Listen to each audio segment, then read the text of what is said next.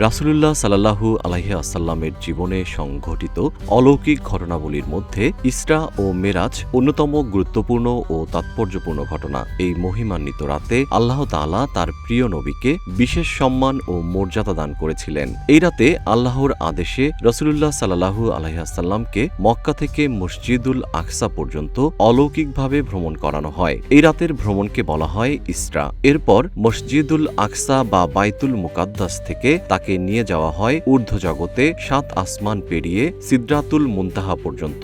এই ঊর্ধ্বজগৎ ভ্রমণ মেরাজ নামে পরিচিত।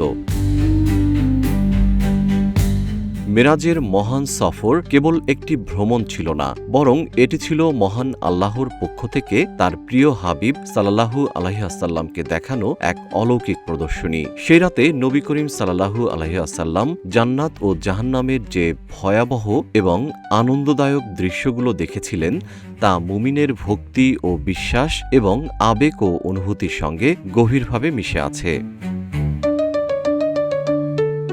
মেরাজের রাতে জান্নাতে নবীজি সাল্লাল্লাহু আলাইহি ওয়াসাল্লাম দেখলেন জান্নাতের স্নিগ্ধতা ও অকল্পনীয় সৌন্দর্য।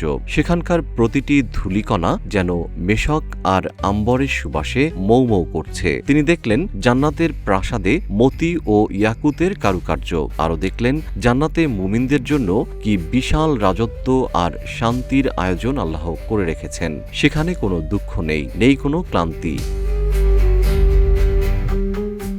কিন্তু জান্নাতের সেই সুখের বার্তার পাশাপাশি নবীজির সামনে উন্মোচিত হল এক ভয়াবহ জগৎ, জাহান্নাম। নবীজি সাল্লাল্লাহু আলাইহি ওয়াসাল্লাম দেখলেন একদল লোকের জিহবা ও ঠোঁট আগুনের কাঁচি দিয়ে কাটা হচ্ছে। জিবরাইল আলাইহিস সালাম জানালেন এরা ছিল দুনিয়ার সেই বক্তা যারা মানুষকে উপদেশ দিত কিন্তু নিজেরা মানত না। নবীজি সাল্লাল্লাহু আলাইহি ওয়াসাল্লাম আরও দেখলেন একদল লোক যাদের নখ তামার, আর তারা নিজেরা নিজের নখ দিয়ে নিজেদের মুখ ও বুক খামচিয়ে রক্তাক্ত করছে। এরা ছিল সেই সব মানুষ যারা দুনিয়ায় অন্যের গীবত বা পরনিন্দা করত। নবীজি দেখলেন ব্যভিচারী ও সুদখোরদের জন্য বরাদ্দকৃত ভয়াবহ আযাব, যা দেখে তার পবিত্র চোখ অশ্রুসিক্ত হয়ে উঠেছিল।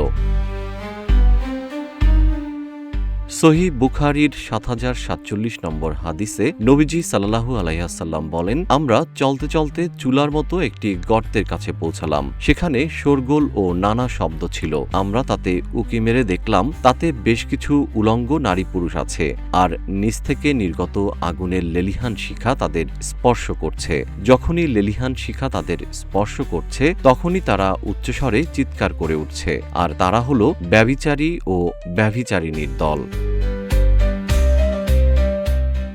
এ আয়াতগুলো থেকে বোঝা যায় মেরাজের রাতে নবীজি সাল্লাল্লাহু আলাইহি ওয়াসাল্লাম ষষ্ঠ বা সপ্তম আকাশে অবস্থিত সিদরাতুল মুনতাহা পর্যন্ত গিয়েছিলেন এবং সেখানে তিনি জিবরাইল আলাইহিস সালামকে তার আসল আকৃতিতে দেখেছিলেন। এছাড়া আল্লাহর আরও কিছু বড় নিদর্শন দেখেছিলেন যা আল্লাহ তাআলা তাকে দেখাতে চেয়েছিলেন। আল্লাহ যা দেখাতে চাননি তা তিনি দেখেননি বা দেখতেও চাননি। তার দৃষ্টি এদিক সেদিক যায়নি এবং সীমাও অতিক্রম করেনি।